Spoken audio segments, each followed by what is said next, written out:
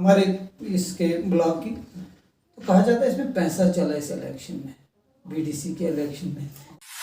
और मज़े की बात ये भी कहा गया कि कईयों का पैसा डूब किया। अहमद खान साहब ने बड़े सुनहरे अल्फाजों में लिखा, पहली चल ही नहीं रही है। सही, अगर चल नहीं रही है तो फिर कुर्सी के साथ चिपक के रहने का क्या फायदा है। हमने एक बार डिजाइन पेश किया था एम्बुलेंस Exactly. अभी तक वो दिखने में नहीं है कहाँ। अपने पेट के लिए आप रिजाइन देने के लिए तैयार हो जाते हैं। अस्सलाम वालेकुम नाजरीन, आप देख रहे हैं यूट्यूब चैनल और मैं हूँ आपका मेज़बान गाजी मलिक। जैसा कि बिल्कुल आप मेरे जो बगल में देख रहे हैं, जो शख्सियत हमारे साथ हैं, बीडीसी चेयरपर्सन ब्लॉक गुंडी दाड़म जावेद अहमद मनाज साहब, इनसे आज जो है हम बात करने वाले हैं। लेकिन सबसे पहले जो है मैं आपको बताना चाहूँगा कि हमारा जो आज का इंटरव्यू है ये हो सकता है लंबा चला जाए थोड़ा, और इसलिए हम कोशिश करेंगे कि अगर ज़्यादा लंबा चले जाता है तो इसे 2 किस्तों में चलाया जाए। और कोशिश हमारी ये रहेगी कि इस इंटरव्यू में जावेद साहब सिर्फ सियासी सवालात ना हो, थोड़ा बहुत जो है उससे हट के ज़िंदगी के बारे में भी मुख्तसर सी बातचीत होगी। तो सबसे पहले हम जानना चाहेंगे कि दुनिया में बहुत सारे काम ऐसे हैं जो इंसान को करने चाहिए, तो आखिर आपने सियासत को ही क्यों चुना? देखिए, ये बहुत बड़ा जो ये काम है सियासत का, अगर इसको बड़े पाक अंदाज से किया जाएगा, हज़रत उमर रज़ी अल्लाह अन्हु का अगर हम बयान करें, उन्हें काफ़ी वहाँ हम कहाँ पहुँच सकते हैं। लेकिन तर्ज बयान बिगिन मुस्लिम, अगर हम इस चीज़ के ऊपर डिस्कस करें कि दयानतदारी और ईमानदारी से अगर काम किए जाए, उस पर हम खड़े नहीं उतर पाए, मैं तो ये पहले ही बोल दूंगा। लेकिन कहीं ना कहीं हमारा टेस्ट था कि मजलूमों की आवाज़ बनकर उस इलाके की जो पूरा पिछड़ा हुआ एरिया है ब्लॉक गुंडी दाड़म, अभी भी फिर से इसको 1 करोड़ रुपए आया, बैकवर्ड ब्लॉक का दर्जा इसको फिर से दिया गया। अल्हम्दुलिल्लाह गवर्नमेंट ऑफ इंडिया का शुक्रगुजार है कि फिर से 1 करोड़ रुपए के आसपास में इसको बजट आएगा इस बारी, क्योंकि पिछली बारी भी आया था।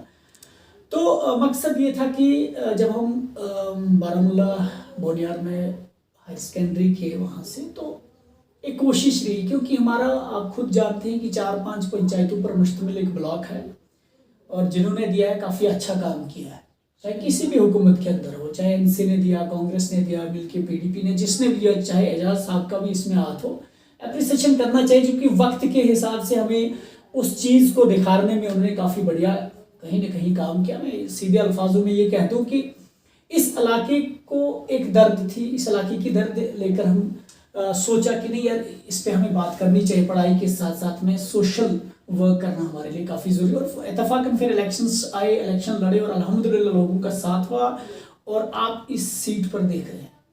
सियासत में शुरुआत कब की थी? यानी पहले पढ़ाई वो कहाँ से मुकम्मल हुई, जो हायर एजुकेशन, उसके बाद फिर सियासत में कैसे आना हुआ? किसी ने लाया या खुद ब खुद एक अंदर से कोई कीड़ा था सियासत? हाँ, एग्जैक्टली, कीड़ा तो था ही, क्योंकि हम इसलिए इस जगह पे पहुंचे। लेकिन ये था कि देखिए, बहुत सारी पॉलिटिकली पार्टी थी यहाँ पर। कांग्रेस पहले काफ़ी ज़्यादा यहाँ पर इम्पैक्ट रहा, क्योंकि आपका पंचेस बाकी MLA 2 टाइम वो कांग्रेस से जीते, पहली मरतबा वो आज़ाद से आए थे। तो कहने का मतलब है कि कहीं ना कहीं पॉलिटिकली साउंड थोड़ा बहुत थे कि यार आना चाहिए पॉलिटिक्स के अंदर, क्योंकि 2007 के अंदर मैनिफेस्टो में चौधरी एजाज अहमद खान साहब ने बड़े सुनहरे अल्फाजों में लिखा, पहली फुर्सत से हम हायर सेकेंडरी से नवाजेंगे। नहीं हो पाया। काफ़ी 2008 में यस, अगर आप आज भी आपको मिलेगा वो मैनिफेस्टो बराबर है, लेकिन उस पर वो खड़े नहीं उतर पाए। क्या हमारी बदकिस्मती थी ब्लॉक गुंडी दाड़म या स्पेशली दाड़म की लोगों की? नहीं हो पाया या नहीं करना चाहा, हम तो यही कहेंगे, क्योंकि उस वक्त के कैबिनेट के वो कैबिनेट मंत्री थे और फुल फ्लैश उनकी हुकूमत हुआ करती थी। ऐसा नहीं थे कि ओपोजिशन में बैठ के कोई चीज़, जैसे आज के डेट में हम ओपोजिशन में बैठे हुए हैं, क्योंकि सरकार दूसरे लोग चलाते हैं, ब्यूरोक्रेसी का दौर है। हम ये नहीं कहेंगे कि हमें इस चीज़ के ऊपर हम किसी के वो सिर फोड़ दें, उस पर डाल देंगे अपनी टोपी। आपके कहने का है जैसा वो करना चाहिए था, नहीं, डेफिनेटली करना चाहिए था, नहीं कर पाए। अब वो जानते हैं क्यों नहीं कर पाए, क्योंकि मंत्री थे सारा। आप देखो, स्टेट की भी हुकूमत कांग्रेस में टच में थी, और आप सेंटर के अंदर भी कांग्रेस 2014 तक बरकरार रही, कभी कहीं नहीं गई। ये चीज़ें काफ़ी हालांकि जैसे अगर उन्होंने ब्लॉग दिया हम अप्रिशिएट करते हैं, मैंने पहले आपको पहले अल्फाजों में कहा, जो काम करता उसको कहने में क्या हर्ज है, बस जिसने काम किया उसको हमें बोलना चाहिए।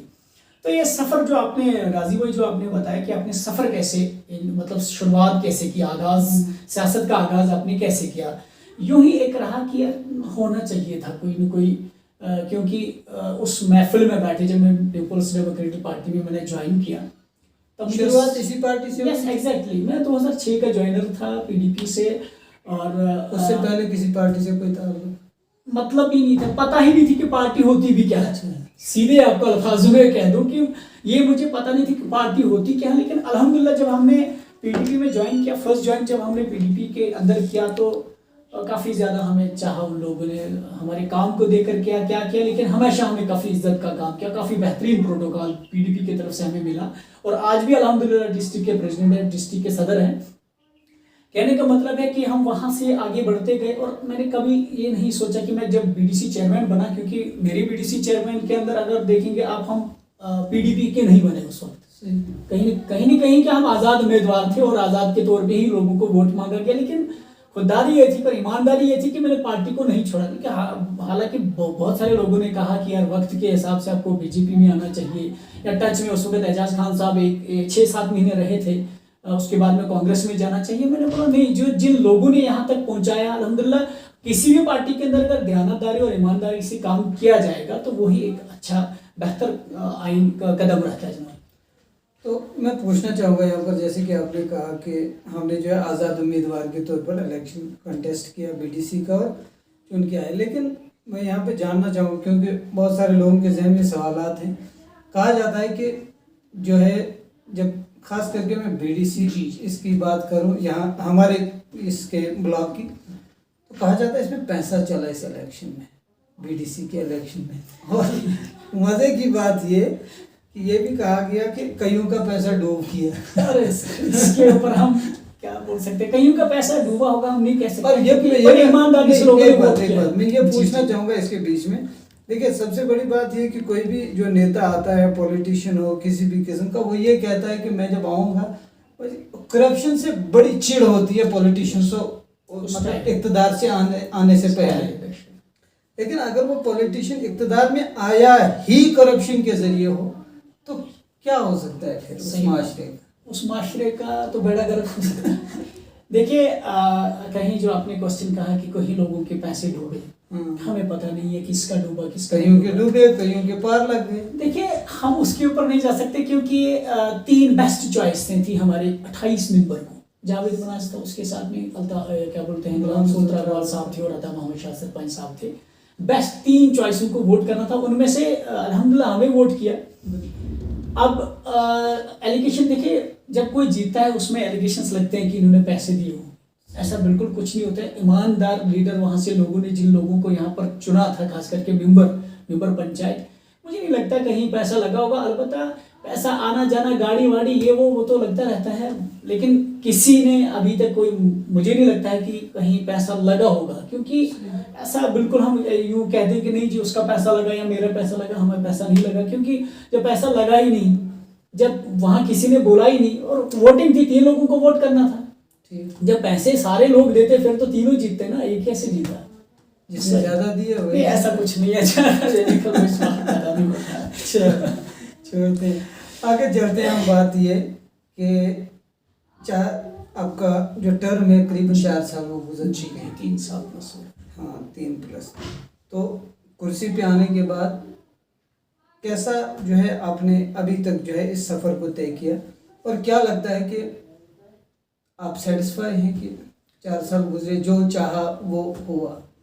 नहीं अल्हम्दुलिल्लाह, जैसे फंडिंग आ रही है उस हिसाब से ठीक है, लेकिन जो जनरल डेवलपमेंट है ना कहीं हमारा खुद को सेटिस्फेक्शन नहीं हुआ, क्योंकि यहाँ पर एक बहुत बड़ा मुद्दा हमारे हायर सेकेंडरी का है। हॉस्पिटल बेहतर नहीं है, आपके यहाँ पर बैंक ब्रांच अभी तक नहीं है। हालांकि बहुत ज़्यादा हमने कोशिश करी, अभी तक सामान, हालांकि बोल रहे कि संगलदान, तब मैंने खुद भी देखा संगलदान ब्रांच में पड़ा हुआ है। अब मुझे पता नहीं कौन सी सज़ा हम गरीबों की है, अवाम की है। नहीं तो अगर आप जैन फैब के आसपास में खोलने का पूरा इरादा था, मैं डीसी साहब के पास भी मुतअद्दिद बार गए, हमारी 9 अप्रैल 2021 को एक मीटिंग होती है, दिशा मीटिंग उसको कहते हैं, गाजी भाई सॉरी फॉर दैट। तो वहाँ माननीय हमारे वो जो यहाँ के पीएमओ डॉक्टर जितेंद्र सिंह साहब को मैंने एक ही चीज़ बोली थी कि वाहिद हिंदुस्तान के अंदर एक ऐसा ब्लॉक आपको मिलेगा जहाँ पर आपको हायर सेकेंडरी नहीं मिलेगी ना आपको बैंक ब्रांच नहीं मिलेगा। हालांकि प्राइवेट सेक्टर है, प्राइवेट सेक्टर को जहाँ इतनी आबादी है वहाँ पर खुद ही देना चाहिए था। अब मैं ये वो बोल रहा हूँ कि फिर पता नहीं कौन सी सदा हम लोग हमारी आवाम जी रही है, आना चाहिए था। अभी तक मैं इस कारण अभी तक सेटिस्फेक्शन नहीं हुई मुझे, क्योंकि ये चीज़ हमारी ही दौर के अंदर अगर आती तो मैं आपके सामने बयान दे पाता कि यार हमारे ये दौर में हो पाए। मतलब ये कि आप अभी तक अपनी कुर्सी से पूरी तरह मुतमईन नहीं है? कहीं न कहीं नहीं है, क्योंकि देखिए जरूर लोगों के डंगे या नाले ये तो बनती रहती हैं। मेन चीज़ हमें फोकस करना चाहिए एजुकेशन के ऊपर, हेल्थ के ऊपर, और आपका जो रोज़मर्रा की ज़िंदगी के साथ साथ में जैसे बैंकिंग फैसिलिटी हो, हॉस्पिटलिटी हो, यानी हर चीज़ जो आपको चाहिए वो अगर आपके इलाके के अंदर नहीं है तो जाहिर सी बात है उसमें बैकवर्ड तो आना ही। 2 बार अगर आपका स्टेट गवर्नमेंट ऑफ इंडिया ने 2 बार अगर गुंडी ब्लॉक दाड़म को 1 करोड़ रुपए का फिर से नवाजा, कहीं न कहीं उनको भी लग रहा है कि ये चीज़ें इनकी अभी तक नहीं। हालांकि बैक टू विलेज के अंदर हमारी फर्स्ट प्रायोरिटी रहती है।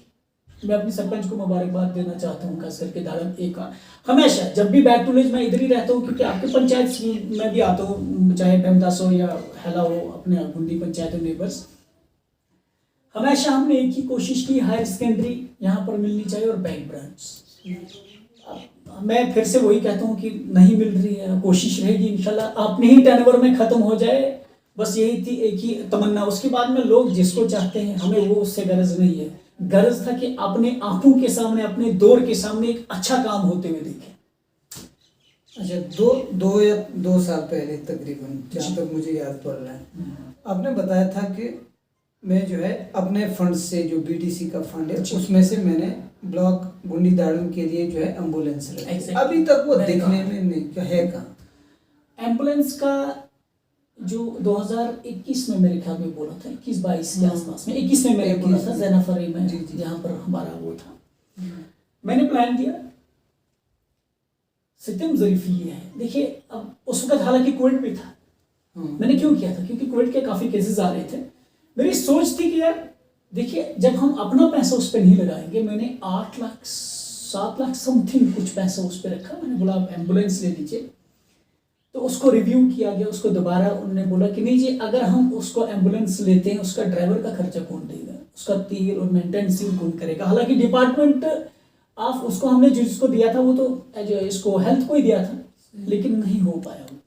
और उसके बाद में हमने उसको कुछ चीज़ें रखी गई जो कि एज पर सरपंच ने बोला उस वक्त, उन्हीं पैसों के बदले में, हाँ उन्हीं पैसों को हमने वो किया। अब मेरी कोशिश रहेगी, अब एपीडीपी प्लान हो रहा है जैसे 1 करोड़ का, अगर हम पहले जो इस पे हेल्थ पे ही जाएंगे, जैसे बेमदासा के अंदर डॉक्टर्स की कमी है, दाड़ में है ही नहीं।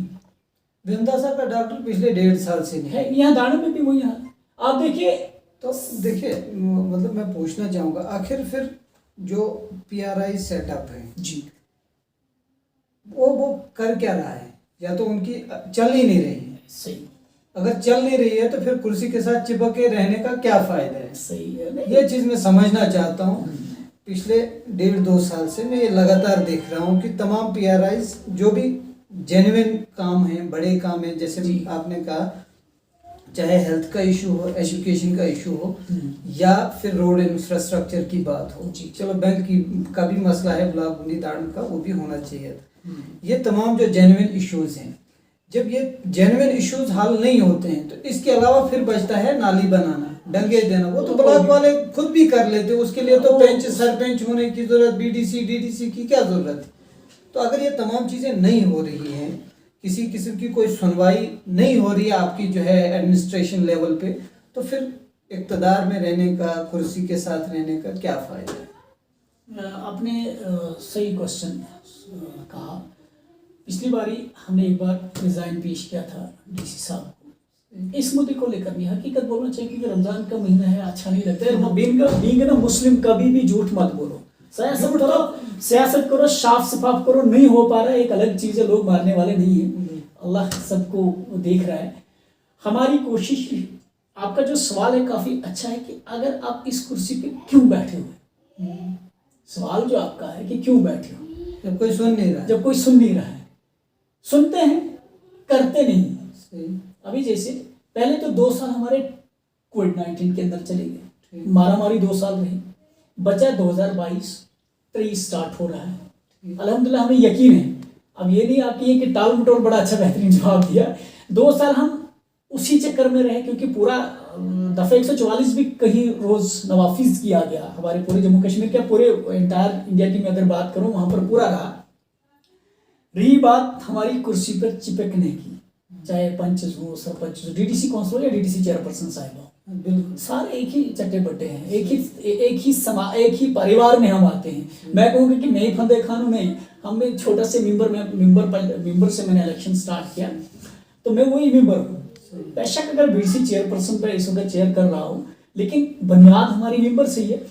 कोशिश है अल्हम्दुलिल्लाह हमारी ये कोशिश रहेगी। अगर अब देखिए, अगर हम यहाँ पर ये बोल देंगे, क्योंकि आपके पास रिकॉर्ड सारा रहता है कि अगर नहीं हुआ तो हम रिजाइन करेंगे, अब रिजाइन का फायदा है भी नहीं, क्योंकि टेन्योर पूरा खत्म हो रहा है। अब हम बोल देंगे लोगों का, झूठा हम नहीं कहेंगे कि हमारी कोशिश रहेगी। नहीं तो आपका जो था कब्र इस वक्त हमें करना चाहिए था, सारे मिलकर।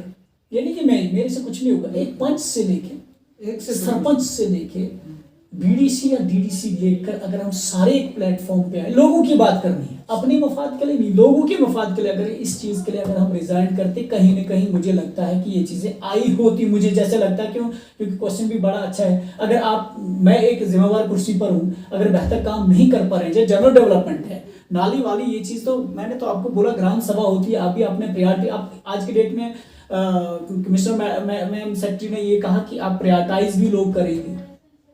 किसी काम का अगर 10 काम है, उसमें से 3 उठाने, 3 लाख के सपोज मान के चल लीजिए, लोग ही तय करेंगे कि किन 3 कामों को तरजीह इस बार देना है 2023-24 के प्लान्स के अंदर। तो अभी 2 साल का जो मैंने वक्फा बोला वो उसमें चले गया, 22 का रहा, उम्मीद रही, और उम्मीद पे दुनिया कायम है, अल्हम्दुलिल्लाह हम उसी पे खड़े हैं। अब अगर हम देंगे, मैंने आपको क्लियर कट बोला कि वो थोड़ा सही बात है। लेकिन देखिए, आज से जब डीडीसी इलेक्शन हुए थे, कंप्लीट होने के बाद चेयरपर्सन वगैरह ये सब, जब इनका तमाम का जो इलेक्शन है वो हो गया, उसके बाद जब इनकी सैलरी की बात आई थी डीडीसी की, हंगामा किया। हाँ, तो उस के ऊपर जो है वो हंगामा हुआ था कि भाई हमारी सैलरी कम हो रही, अगर इसको बढ़ाएंगे ठीक है, वरना हम रिजाइन कर देंगे, इसका कोई फायदा ही नहीं हमें आने जाने का खर्च। वही मैं कह रहा हूँ। देखिए चलो ठीक है, अगर अपने पेट के लिए आप रिजाइन देने के लिए तैयार हो जाते हैं, कम से कम धमकी तो दे देते हैं कि हम दे देंगे, लेकिन फिर आवाम के लिए, जो भी मैंने पहले भी कहा कि देखिए, असल मसला ये नहीं है कि आपकी नाली बन जाए, आपका डंगा लग जाए। असल मसला है जिस कौम के पास अच्छी एजुकेशन ना हो, जिस कौम के पास अच्छा हेल्थ का सिस्टम ना हो, जिस कौम के पास रोड इंफ्रास्ट्रक्चर सही ना हो, वो कौम आगे कैसे बढ़ेगी नालियों से और डंगों से? ये तो नहीं होगा।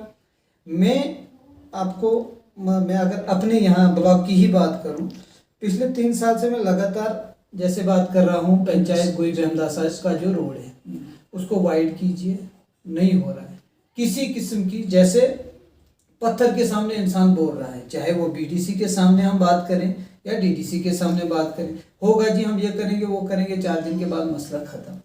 तो यही है कि देखिए, अगर सियासत में तो ठीक है, आपने एंट्री की, जीता, लोगों ने विश्वास किया, तो कम से कम वो इस तरह से विश्वासघात करना अच्छा तो नहीं। सही बात है। देखिए PMGSY का रोड है, उनको काफ़ी मदद बार कहा गया, और ऐसा नहीं है कि वहाँ पर काम थोड़ा बहुत चल रहा है, लेकिन जो होना चाहिए था वहाँ पे देखिए काम क्या होता है।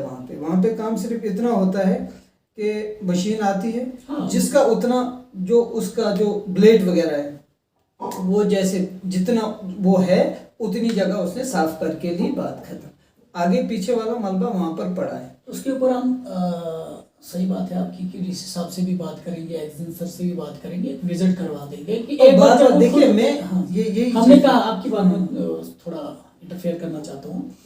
देखिए ये हमने बताया, आपने भी बताया, अपनी भी आवाज़ को बुलंद फरमाया, बताया। जब एक बार वो खुद उसके ऊपर विजिट करेंगे, स्पेशली डीसी और डीसी साहब या अपना एक्जिन या AEE अगर वहाँ तक आते, वो देखते लोगों के हालात, वो कैसे करेंगे विजिट? उनको कौन लाएगा वहाँ? उनका हमारा काम है लाना। तो वो लाए क्यों? नहीं, हमने जब भी उनको बताया, हमने बोला यार काम थोड़ा सा उनको थोड़ा खत्म करने दो, हम आ जाएंगे। लेकिन अल्हम्दुलिल्लाह हम आपसे ये वादा कर ही लेते हैं कि इंशाल्लाह अज़ीज़ आफ्टर ईद एक विजिट होगा। उसको जैसे हमारा पंचायत दाड़म बी हैला जिसको कहते हैं, वहाँ पर अच्छा काम चल रहा है और काफ़ी तेज़ रफ्तारी से लुक का काम भी पड़ रहा है जी। तो अल्हम्दुलिल्लाह वहाँ पर हमारी इस पंचायत का काम कहीं न कहीं फायदा, सरपंच को भी मुबारकबाद है, तो वहाँ के पंच को अच्छा काम कर रहे हैं। तो कहीं न कहीं उसमें डीडीसी चेयरपर्सन ने भी एक दो मरतबा कहा कि मैं हैला का भमदासा का प्रोग्राम करूँगी, लेकिन इत्तेफाकन नहीं हो पाया। वही मैं कह रहा हूँ, वो जाने काम, लेकिन मैंने खुद डीडीसी चेयरपर्सन साहिबा से मुझे भी बताया था, ऐसा नहीं, मुझे भी बताया जावेद हमें जाना अभी तक चाहिए। कोई भी आउटरीच प्रोग्राम वहाँ पर हमारी पंचायत में और नहीं। इत्तेफाक देखिए हमारे यहाँ पर भी एक ही बार हुआ। अब डीसी साहब को कौन सी यहाँ पर अच्छा नहीं लगता है, पूरे सब डिवीजन को इग्नोर किया जाता है। अब क्यों करता है मुझे नहीं लगता कि क्यों। हालांकि बैक टू विलेज जो ब्लॉक दिवस होते हैं सही हर वेडनेसडे को होते हैं, लेकिन यहाँ पर क्लैप्स करके संगलान में रखा गया है। हमारे 2 ब्लॉकों को इग्नोर किया गया, हमें वहाँ जाना है। हालांकि हालात बैक टू ब्लॉक दिवस का क्या था, उसको दिवस की तरह मनाइए, उसको काम काज का उसमें कंपाइल करिए, कौन कौन से काम आपको रखने हैं, क्या और क्या स्थिति इस वक्त चल रही है। यहाँ ब्लॉक दिवस तो बैक टू विलेज के अंदर हो रहे हैं, बैक टू विलेज के अंदर आप बार बार उसी इंस्पेक्टर्स को भेज रहे हैं। इंस्पेक्शन जो आपके ऑफिसर हैं, उन्होंने तो एक बार डाटा ले लिया, कितनी बार ले लेंगे। देखिए बैक टू विलेज में मैं भी 1-2 बार मीटिंग्स में गया हूँ। बैक टू विलेज में होता क्या है कि आप आते हैं ब्लॉक का, वहाँ पे जीआरएस आता है, सेक्रेटरी कोई आता है, वो आके बैठते हैं। वहाँ पर भी डेंगू और नालियों की बात होती है। जनरल डेवलपमेंट की तरफ तवज्जो नहीं है गवर्नमेंट की, अगर मैं यही कह दूं, क्योंकि देखिए एजुकेशन, रोड इंफ्रास्ट्रक्चर, हेल्थ, वो फिर वहाँ भी 3 ही ऐसे देखिए जहाँ पर तिब्बी निज़ाम, तालीमी निज़ाम और सेहती तिब्बी और सेहती एक ही होता है। और रोड कनेक्टिविटीज ऑफ रोड की जब तक आपके पास बेहतर नहीं हो, वो इलाका कभी भी तरक्की नहीं करता है। और वही हमारा हाल है। देखिए 2023 में एक पंचायत को टच किया जाता है, सोचिए वो एरिया कितना बैकवर्ड होगा। अब भमदासा की बात करिए, पिछले 2010 से लेकर 2023 तक 13 साल अभी भी कंप्लीट नहीं है रोड। अभी भी 12 फुट से ज्यादा आपको रोड मिलेगा नहीं। 2 गाड़ियां जब आती है, आउट पासिंग जब होती है, बैक आधा किलोमीटर से ज्यादा जाना पड़ता है ड्राइवर्स को। मैंने पहले भी बैक टू ब्लॉक दिवस के अंदर बताया था कि वो वही लोग हैं जो वहां पर रहन सहन करते हैं। हालांकि गवर्नमेंट ऑफ इंडिया ने पैसा अच्छा दे दिया यार आपको। अगर हमारे फंड्स के अंदर इसमें चले जाता पैसा, जो हमारे पास पैसा था, अगर एबीडीपी के अंदर जो पैसा आ रहा है, अगर हमारे पास 25 लाख रुपए आप उस पंचायत को उसका शेयर मिलता है, अगर हम एक कोशिश करेंगे, मैं वहां पर भी आऊंगा, सरपंच को भी समझाऊंगा कि उसी रोड को वाइड करने का काम करेंगे, ताकि जो आइंदा जो मुश्किलात से वहां के वो रोड्स का फिनिश